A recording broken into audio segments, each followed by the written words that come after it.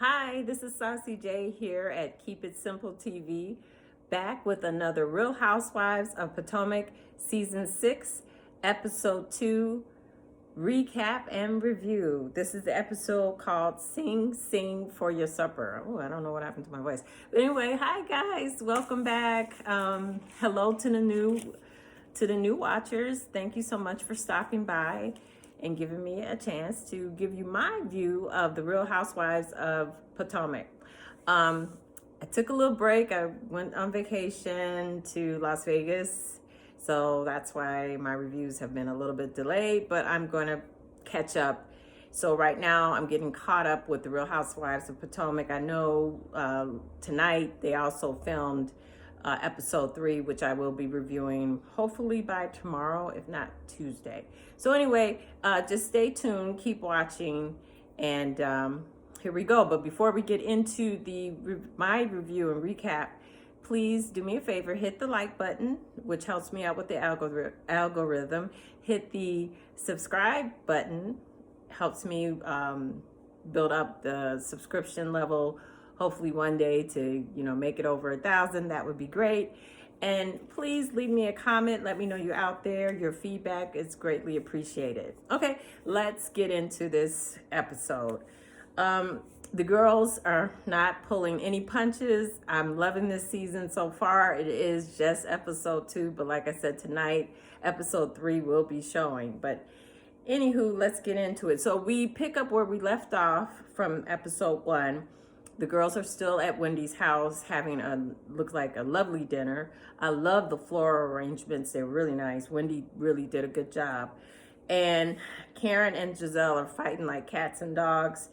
And with Mia, I'm noticing the thirst is real. And, I'm going to get into it. You're going to see, where Mia is going. She's trying to play all sides. I don't know if it's going to work out with her. So we'll see. So Karen is letting everyone know that in a roundabout way, when she makes the reference about Sing Sing, which is actually a prison. Well, maybe she's not so much letting everyone know, but Giselle know that I know your real business. Now, she already went into the gutter with Giselle, putting it out there that Giselle has a hot box and she's a broke hoe from Hampton.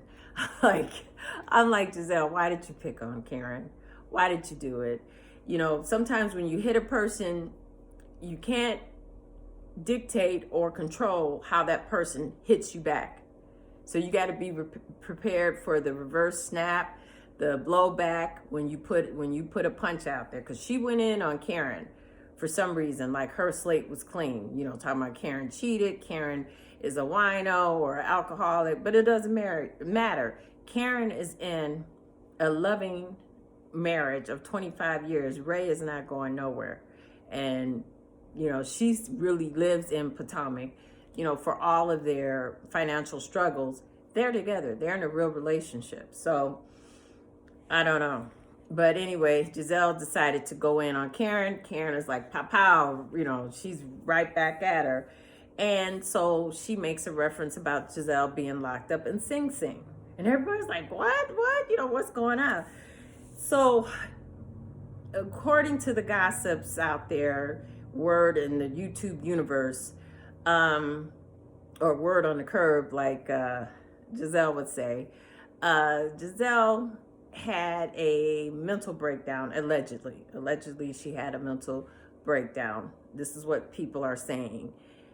Basically, and this is why Giselle's father does not like Reverend Jamal Bryant. And I don't see how anybody can go to that man's church.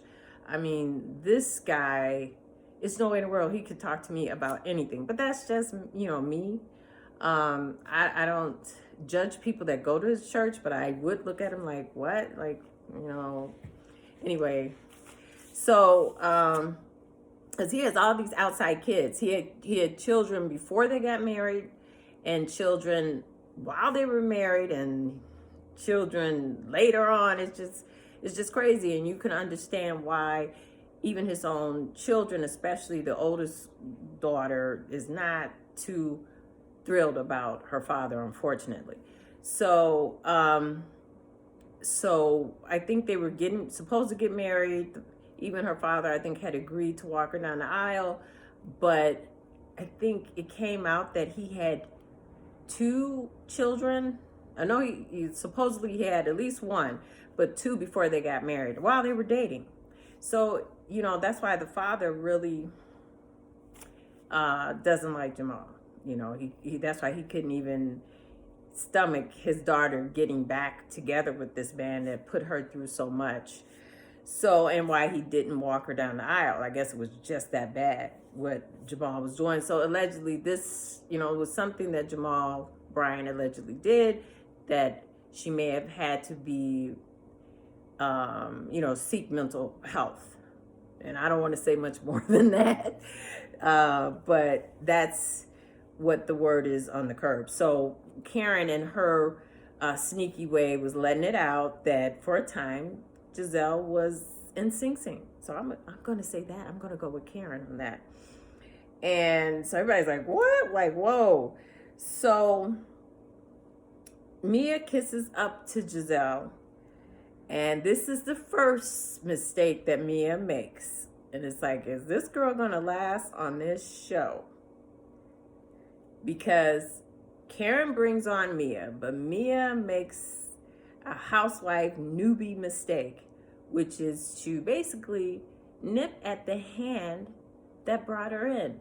So while, Karen and Giselle is going back and forth, Mia inserts herself into the conversation and says she has a good judge of character and she knows that Giselle has a good heart. Girl, all you had to do is sit there and be pretty. You had already won the night by owning up to all your plastic surgeries, including work done on your clitoris. And all you had to do was just sit there and be quiet.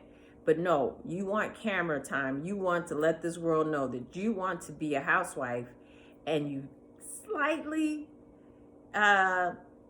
halfway maybe tripped Karen, not fully put her under the bus, but I'm just looking at Wendy's face and Ashley's face. They're looking at you like, girl, like, what are you doing? Like, Karen is the one that brought you here. Like, what? And so Karen is smart. In her confessional, she said, everybody gets blinded by Giselle's beauty. She's very beautiful. Yes, Giselle is very pretty. And so you want to give her a free pass. But Karen is like, Once you get past all that beauty, Giselle is a snake. And hey, I don't know. I feel like Giselle is the underdog. It's like, I don't know. It's like she's that mean girl from school days. Like, I could really see her being the one of the, the pretty girls. I can't remember the sorority names, but she was the, what's her name's character? Can't think of her name right now. Oh my God, I'm having a brain fart here. But she would have been, the light-skinned girl crew. And, and I'm sure she was the mean girl. She was an AKA, which in school days, they modeled the girls after the AKAs. And I want to say either the Zetas or the Deltas. Maybe it was the Zetas. It was the other side. But anyway, so, I think she's just, it's hard to read Giselle. Because it's like, yeah, you would look at her and like, oh, she's so pretty. Why is she so mean and evil? But she is. Or she's very, sneaky. So Karen just, gives me a pass. Like, everybody gets, infatuated with Giselle's looks. So she, gives me a pass. But I got my eye on Mia because I'm like, girl, like, all you had to do was just be quiet. So when you did that, the other housewives are looking like, you're not going to be loyal or cool or just set neutral to the person that brought you. Like, you really didn't have to insert yourself. And that was your first mistake, in my humble opinion. So they still go back and forth. And Karen, so, I think someone asked Karen, like, what is your problem with Giselle? Like, when did this all start? Because in real life, before this reality show, they had a decent relationship. they were in this organization called Jack and Jill, which is like for a lot of middle class, upper middle class, wealthy black people that have their children in this organization, boys and girls called Jack and Jill. And both Giselle and Karen were active members in that organization. So it's kind of like for the bougie black people and the black, that want to make sure their kids go to the right schools, and then later on in life marry the right people, trying to make kind of like an upper class for black people. Excuse me. So Karen, being fake and phony, it's really a battle of who's going to be the queen bee on the Real Housewives of Potomac. But Karen says that, hey, one day when they were at, I think it was at the bumper car rink, they all went to the bumper cars and to drive around, and Ray sat down with Giselle and was trying to school Giselle about, hey, you're getting a little bit, your looks are not going to last forever. You're getting up there. You're going to need to stop all this running around, pick one, and settle down. So Giselle is like, you're going to be dead way before she ever lose these looks. So Karen took that to mean that, you were wishing death on her husband. Now, Giselle was not wishing death on her husband, but she should not have referred to someone dying before her looks change, that they're going to die. He's so old that, this man might have another 20 years. You don't know that. I think Ray is maybe 80. He may have another 20 years, and by that time, Giselle, yes. Because your looks, even though so far tonight, whoever did your hair and makeup tonight, I like it. Some other people didn't like it. They felt it was kind of old school with the pumpy doing the ponytail. But for Giselle, it looked really nice, But she still needs to get somebody. I don't know why they can't just go to the school of Kim Kardashian and do all the stuff that she did. Get the fillers, get the right glow up. Because Giselle, you've been doing this now for 6 years at least. Your looks, you need to get on it, sis. You need to do it. I don't understand why you're not making the real investments in your looks. Because like Ray said, they're not going to last forever. So, Karen was really offended that Giselle was like, you're going to die before I lose my looks. And so that's her, stick against Giselle. So Giselle's like, shut the hell up with that. And so Karen's like, yes, that's you were wishing death on my husband when you said that. And Robin was like, okay, if that's the case, and when that was said, I think it was said like 4 years ago. Oh, and Karen also brings up the fact that affected her children as well. Well, her children were adults at that time. It was 4 years ago. Raven was 19. She's an adult. Her son was 27. They were not affected by anything Giselle said. And they also know their mother's on a reality show. So they know crazy things will be said and done. And, at the end of the day, they know it's kind of scripted TV, whatever. So Robin is like, hey, well, why are you still carrying this around? Why didn't you address it at the time? And, just trying to understand the vitriol that's coming out of, Karen's mouth. You put in this woman's, you worried about your children, but Giselle's kids are all under like 16. Like she's the oldest girl is 16. I think the twins are like 14. Like, you just put all their mother's business out there. So, they're going back and forth. Wendy comes to Karen's defense, no less. Like, really, Wendy. I see where Wendy is going. Wendy wants the top spot. She wants to be Giselle on the show. And she's going to have to get the fans behind her. And I don't know, because they were a lot of people was pissed at Wendy always bringing up the fact that she got all these degrees, but yet she's on a reality show. And she don't want to use her degrees. She don't want to teach. She don't want to do, she wants to be, I see where you're going, Wendy. I think she wants to be like the Kardashians, So, she jumps in, comes to Wendy's defense. saying that everybody's ganging up on Wendy. And Robin was like, what? Everybody's like, what? Ashley's like, what? Just the looks on Ashley's face. And Ashley's just sitting there, just eating her food and just making notes, mental notes in her head. Because you know how Ashley is. She's nothing nice. And she's just sitting back. Ashley is very intelligent too. She's just sitting back. She's not doing Mia talking about, oh, I see that Giselle has a good heart. She's like, I'm going to see who hangs themselves with their own rope first before I say or do anything. So Wendy's like, yeah, everybody's jumping on her. And Robin is just like clueless, like, what? And, she kind of like tells Robin like to back off.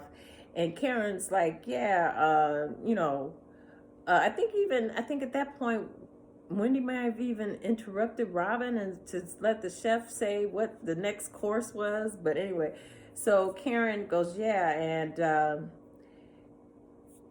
she lets everybody know that she's getting married again to Ray and come January, and asks Robin, when are you getting married? Because, her and Juan keep talking about they're going to get married. They're going to, they've been married before, now they're divorced, and they're just cohabitating together. They found a way it works for them. And Robin stutters and puts some food in her mouth, talking about, well, due to the COVID, they couldn't get married. So after the COVID, they're going to get married. And she's stuttering and doesn't really sound convincing to me either. I don't think Robin wants to marry Juan for whatever reason. I think she liked the situation as it is. And Wendy's and Karen is like that. Like, what is it? Are you guys going to get married? Like, really, Karen, it's none of your business. If it works for them, just cohabitating, living together in the same house with their children, hey, mind yours. It has nothing to do with you. If it works for them, it's great. Like, what's the big deal? They've been married before. They, divorced. Okay, so what? They're still together. So, Wendy shuts down Robin again as, after she was trying to go back at Karen to let Chef, I think her name was Tia something, announce the next course, which was it looked really interesting. I think it was some type of sea bass or something. It looked really good.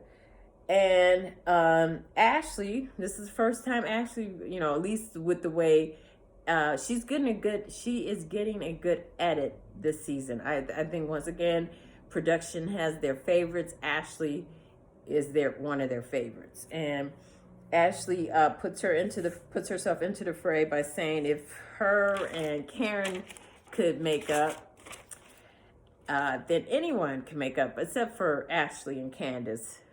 Ashley doesn't see it for Candace, and Candace definitely does not see it for Ashley, and I don't blame Candace at all. Ashley is vile. She's really vile, and her husband is, if he was a black man and he did what I think her husband's name is Michael, have done, which is basically allegedly assault men on the show, he would be, oh my God, he would be off the show. They would be off the show. Especially if, let's say he didn't assault men, he assaulted women the way he allegedly assaulted the cameraman. When we heard the cameraman said, don't do that, don't do that. He has this penchant of going around grabbing men on the butt. So, allegedly on the show. But, it's not even alleged. We saw it with Katie's boyfriend. Katie's on the dance floor dancing with her boyfriend, and he comes up and grabs her boyfriend's butt cheeks while they're dancing together in front of Ashley, who plays like she doesn't see anything. Yeah. I'd be happy if they're gone. I don't like them. So, Giselle says no thanks after Ashley says, I made up with Karen, so anybody can make up, with Karen. And Giselle's like, no, we're passing. Me and her are never going to make up. And I don't think so. After what happened at that dinner, I don't think they're ever going to make up. So Wendy makes another announcement. She finally admits that the obvious, which is that she had her butt done. This chick had a flat pancake butt. It's like, come on, your butt was flat and saggy, like, and you want us to believe that all of a sudden you got a butt. You know, she didn't even say she exercised or whatever. But anyway, she finally admits, because Mia showed her, Mia one-upped her by owning all of the plastic surgery she ever had, which was like a little bit too much info. But anyway, I enjoy it as a fan of the show. Like, yeah, Mia, say all what you had done. Even though you are old looking 36, you're still holding on to 36. I mean, man, with all that, you might have did too much work. So Mia picked up on Wendy's insecurity in her confessional. She says that Wendy is insecure because she noted, like I did, that after she said all of her surgeries, who Wendy had kept denying, people were like, oh, you got your butt done, you got your butt done. I don't know. So Wendy's defense is that no, she wanted to say what she had done. So when you revealed your breast surgery, why didn't you just say, and oh yeah, in the back, I got that done too. And you got your nose done. You got and you doing something different with that bottom lip, because you saw what I saw. I was like, oh my God, it was just out there. So either she got that tightened up, or they're doing some contouring with the makeup. So the lip I guess she was doing her own makeup. I don't know, but it was like, that would have been the first thing I would have took care of, that bottom droopy lip. But, anyway, Wendy is doing it right. She went and got a glow up. She got a mommy rejuvenation. She did it right. And now she's probably going to copy Wendy on getting her vajayjay rejuvenated, right? I know she is. And we know Ashley is, because we're going to see later, Ashley's going to want some clarification on the operation that Mia had done in that area. So, then Wendy, at the end of the dinner, offers everybody a titty cupcake and had them lick the nipple, bite the nickel. And they were like, it's good. They were just like her little boys who, I guess those was some good cupcakes. But anyway, that was cute. So the next day we see, we're getting to know Mia more.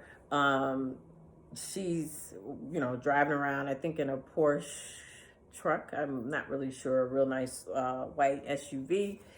And she lets us know that she is a born, true DMV girl, born and raised in the DMV area, which is I think that stands for District of Columbia, Maryland, and Virginia, DMV.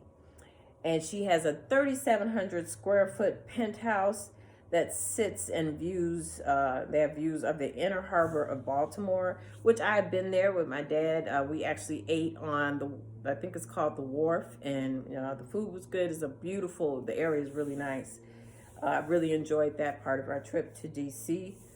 But that's not in Potomac. So it's like, who actually lives in Potomac? Because mostly all of the cast lives outside of the Potomac area. I think only Karen and Monique, who, by the way, no, she's not missing. The show is good. The show right now is fire. So, Monique, we don't miss you. Glad you're gone. Bye. And, so she's letting us know about that. So then we meet her 3 kids and her husband. I think his name is Gordon. He likes to be called G for short. That's cute. And he looks like a very young, I guess he's supposed to be, I can't keep it straight because she says she's 36, but he's like, how many years? Anyway, he's supposed to be 68. I don't know. The math didn't math. And together they own 14 joint chiropractic franchises in several states. So they're doing pretty good. And that's a real hustle. As a person coming from the insurance side, I'm kind of like with doctors, we really don't take that type of treatment seriously. But it's a real hustle. Like I remember one of my jobs actually paid for us to get chiropractic care. And I did it myself. And I didn't feel like it changed anything. I mean, they did crack my bones and everything, but I didn't feel any different. But yeah, so that's how they make their money. That's what they're saying now. We'll see. But they appear to be doing very well. She's bringing the fashions. Nothing I would pick out, but she looks good. I'm not going to take it away from her. She looks good, and it looks like they have a good relationship. You see that she's busy, and she has children and a demanding 3-year-old. She's going through the trying threes with her youngest baby because her baby want all the attention. Then we go over to Candace. Candace is finally on the scene. And word behind the scenes was that Candace was holding out for more money. And they were like, get either you film or you don't. So she supposedly missed a couple. Either it was her or Wendy. But I think it was Candace because we see that she didn't go to Wendy's party. And but she claimed she had food illness, but it was gossip. It was on the street. Word on the street was that her and Chris were holding out for more money, especially since what happened between her and Monique. So she tried to get more money, and they were like, it is what it is. So she came back because she needs that money. And so we see that she is going to Howard University for her MBA. She's also filming a pilot show. And it looks good. She looks like a good actress. And then they put up her credits, movies that she had acted in. So she's going to pursue her acting career as well. Chris, we're reminded that Chris sold his restaurant, so he has all this free time on his hand. So he's going to be her husbander, like Kris Jenner is the momager. She actually got that copyrighted. So I guess they want to have that copyrighted, but we'll see how that works. I don't think it will. Next, we go to Karen and Ray's house. We see Karen and Ray making up the bed. And Ray, like a lot of men, probably don't understand why they need all those pillows on the bed. Women, we like to have all those pillows, layers and layers of pillows because we think the bed looks good. But men probably could do without the pillows. Well, heterosexual men. And Bravo being so shady, and Bravo is definitely shady. They bring up the fact that Karen said that she I guess masturbates with her pillow and they get all wet. It was like, yuck, like who does that? But I guess Karen does. Because everybody's like, what, you dry hump the pillows? And she's like, oh no, the pillows get wet. I'm like, oh Lord, Karen, no, just stop. But anyway, she's very critical of Ray's bed making, skills. And his side looks perfect. Her side looked, messed up, and Bravo showed that. Bravo is shady boots, and we love it. And so she Ray sit down, and she gives I'm getting my notes because it was a lot of notes. So Karen recaps what happened at Wendy's party. And she tells Ray that, she thinks she went a little too far. She went in a little too far on Giselle. And, like she shouldn't have mentioned about Giselle being in Sing Sing. And so now she wants to throw a party herself. And, it's going to be a love party. And she wants all the couples to show up, even people without a man, to show up. And just the girls just to have this love fest. I'm like, boy, Karen still has to get her shade in. She's always shading Giselle about not having a man. And, Ray was like, oh, yeah, that sounds good. I think that would be good. And it's going to be on Valentine's Day. So she's going to invite all the girls over. And whoever shows up, she's going to even invite Candace, and try to mend that fence with Candace. And she should, because Candace, I think, genuinely liked Karen and looked up to Karen and was trying to really build a relationship with Karen. And Karen really just was using Candace to basically stay on the show.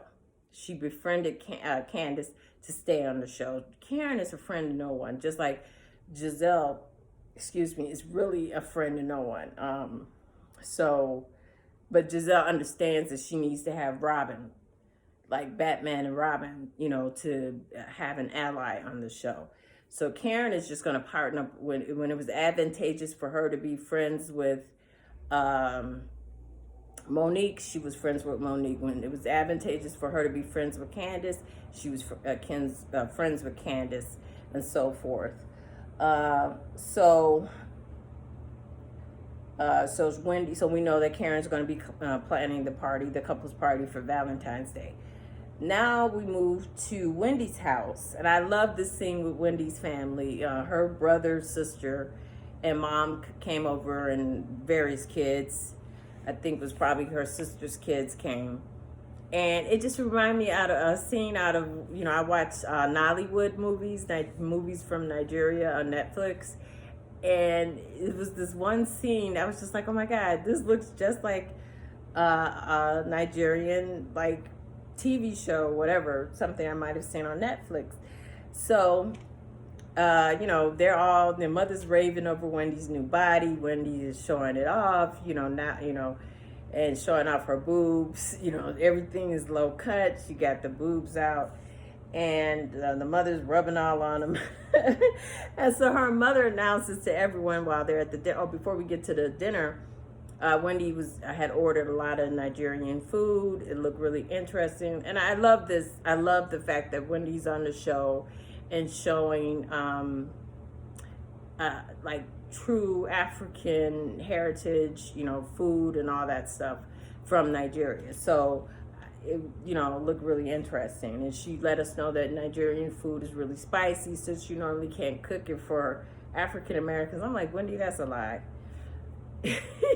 Black people love spicy food. That's why black people carry around hot sauce in their purse. Like, come on, we love hot, spicy food. We eat peppers. We love salt and pepper. We love real spices in our food. I'm like, what are you talking about, black people? Now, maybe your white friends don't like spice, but we love spicy food. But anyway, I don't think you can cook with Wendy, and that's probably why you don't cook. So they all sit down to dinner, and Wendy's mother makes an announcement that she wants to have boobs. She wants to get plastic surgery, and she wants her children to pay for it. I'm like, boy, these immigrant parents are something. And she's going to sue them if they don't get it done by January. I was like, wow, the mother's a trip. But somebody needs to get on that mother's makeup, because that's one of the things that I just don't understand about women from Africa, like in Nigeria. They wear the color, the makeup is too light for her skin, and it's like, oh, I just want to just redo her makeup. But and I noticed that when I watch a lot of Nollywood films, the makeup is off, and everybody's trying to look lighter. All the women are trying to look lighter. It's sad to see. And yes, I said it. It's sad to see. So she wants, and then she was like, she was gonna whip out her chest. She said her chest is like flapjacks, and did everybody want to see it? They're like, no. And then that was the scene that I felt like looked like a Nollywood movie. So anyway, the kids didn't say they was gonna get it, but when Wendy announces that she's gonna go into the home essential business, she wants to start a candle company. I'm like, girl, all that education, all those 4 degrees, and that's what you want to do? So I don't know. And the mother, Eddie, was like, whatever. So he just pretty much, you could see that Wendy wears the pants in her family. And so that's that. I got a lot of notes. I'm sorry, this review is going to be kind of long because the episode itself was like 59 minutes. So we swing over to Ashley, who's going to get her placenta pills. A lot of women do this nowadays, where they get their placenta made into pills and they ingest it. It's supposed to be good for you, whatever. And Karen comes over to invite Ashley to her love couple party, whatever.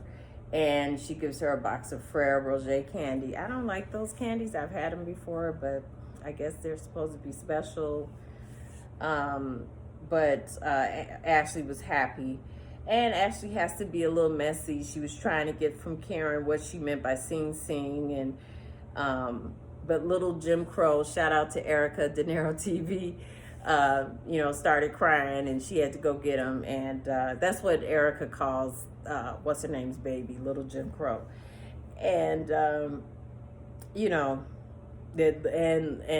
Ashley's baby don't like Karen. It was just he probably saw that hat. A lot of times babies don't understand when people wear hats, they just start crying. So anyway, Karen uses that excuse to leave without explaining what she meant by the Sing Sing comment. And was like, girl, let me get out of here, running from the baby. So then we see Giselle with her daughters, and, Grace, the oldest one, is, I guess she's failed the driver's ed test 3 times, 2 times. And I was like, how do you do that? That's the simplest test in the world. But anyway, she failed it, and so they're going again to get her driver's permit so she can start driving. And Giselle gets on tries to talk to the girls about boys, and they're like, you can't talk to us about no boys. With your dating track record, you can't tell us nothing about that. And I agree. Her girls keep it real with her. Excuse me. All right. And then we leave there and finally we get to Karen's party. The first to arrive is Mia and her husband G. And we find out that Mia is Gordon's 4th wife. He has 3 exes.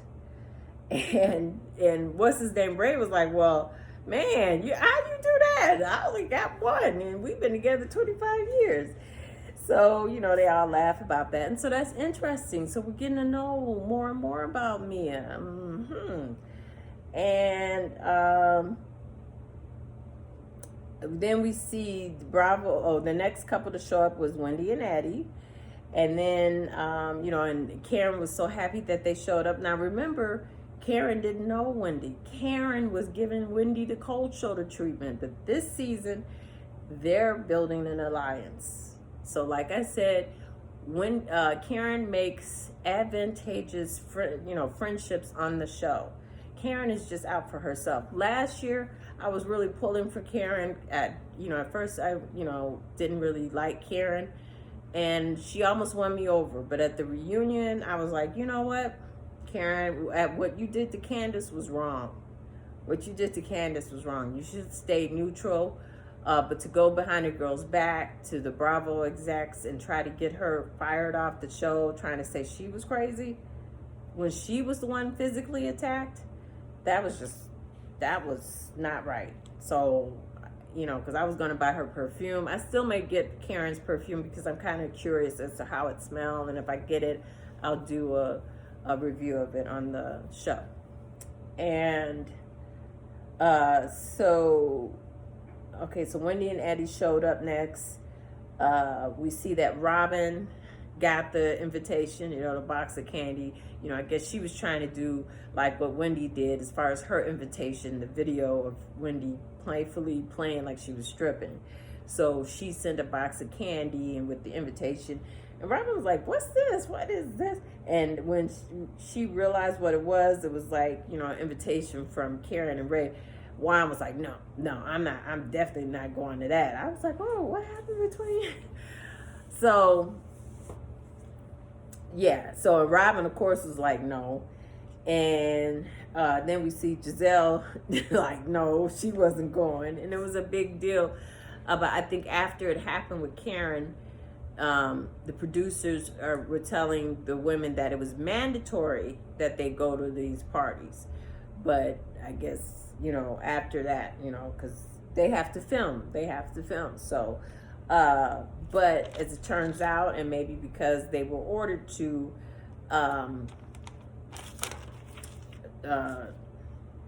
Candace and Chris accepts the invitation, but they were the last to arrive. So after Eddie and Wendy, Ashley shows up by herself, 31 weeks pregnant. They all go in to eat. They start eating without Candace and Chris. So Candace and Chris showed up late I wonder if they were forced to go. So, but Candy, I want to call her Candace Candy so bad because the way of her mother spelled her name, which is Candiace. Like, why did she do that? It's like Candy Ace. But so Candace and Chris show up. They're acting very well. Karen graciously lets them into the home, and tells, pulls Candy, I'm just going to call her Candy, to the side, Candace to the side, and say maybe, they're not going to discuss what happened here. They're going to, for another time. Oh, my pillow fell. They're going to, she said maybe at another time, another location where they could just have tea and coffee and just, kind of reconcile their relationship, and Candace graciously accepts Karen's invitation for, like tea and coffee, to discuss the status of their friendship. And while they're, discussing this, then Candace and Chris goes into the kitchen. They meet G and get food. So while they're doing all that, Wendy talks to Ashley about her impending birth and is she scared? And Ashley is scared, because of the problems that she had with her first birth of her son. I can't remember his name right now. And the fact that something got torn down there. So she's like, oh my God, she's worried about the pain. And she said she's in pain right now. And so she was scared. So Mia, once again, jumps in where she doesn't have to. And she advises that all of her births were scheduled C-sections. And they're like, oh. So Wendy throws shade at her once again and says, well, that's because of your age, right? I'm like, well, wait a minute. It had nothing to do with her age because and then, Mia, like, she said she had to look at her driver's license to see how old she was. I'm like, oh, Mia, girl, you crazy. Like, you don't know how old you are? You have to look at your driver's license? Okay. So she's 36. Okay, but you said your husband was 38 years older than you, so that would make him 72 years older than you. No, look at me. Look at my math. She's 36, 38. We are, like I said before, 74. Sorry. So that would make her husband 74 years older than her, right? Or did she say 32 years? Anyway, I'm confused. I would have to go back to episode 1 to see how old, because the math was not mathing. It just wasn't mathing. Because I think she said the man was 38 years older than her, not 32 years. So anyway, but she says she looked at her driver's license so she can verify that she is 36 years old. So, while they were talking all this, and she also let out that she had 3 scheduled C-sections. Now, I thought she was just going to say, like, Britney Spears, she had C-sections. And supposedly women get C-sections so they don't get stretched out down there. I don't know. So, because I remember Britney Spears, her first birth, she got a C-section. And it was, I guess they announced it because the surgeon was able to make an incision so small. He was able to, it was so small how he was able to get the baby out, and then make it to where she could wear a bikini. He was able to close the wound so small. And I think she had all her babies by C-section. So it had nothing to do with age, Wendy. Like, some women just don't want to get all that messed up down there. But she still had her, I hate saying this, she still had a clitoroplastia, I'll say that. And, but then she lets it down. It got messed up from all the sex she has with her husband. They get it in. So Ashley was like, say what? Say what? Say what now? Like, what are you talking about? Like, girl.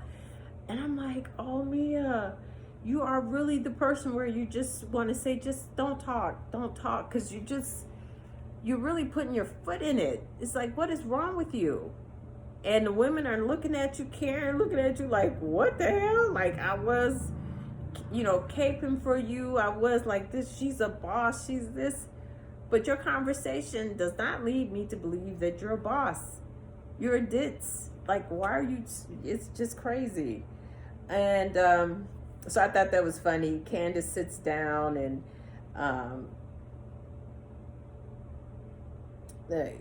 so it's just obvious that Wendy is on the hunt for Mia by, pointing out the age difference and all that stuff. And, so then, so then Candace sits down and they ask Candace, why didn't she show up to Wendy's party? And, Candace, expertly deflects the conversation away from why she didn't show up, which we know she didn't show up probably because, she was still trying to negotiate her contract with production, so she missed that filming. And but anyway, she brings up the argument like, well, what's this about, the argument between you and Giselle? And, to avoid explaining why she didn't show up to Wendy's party. So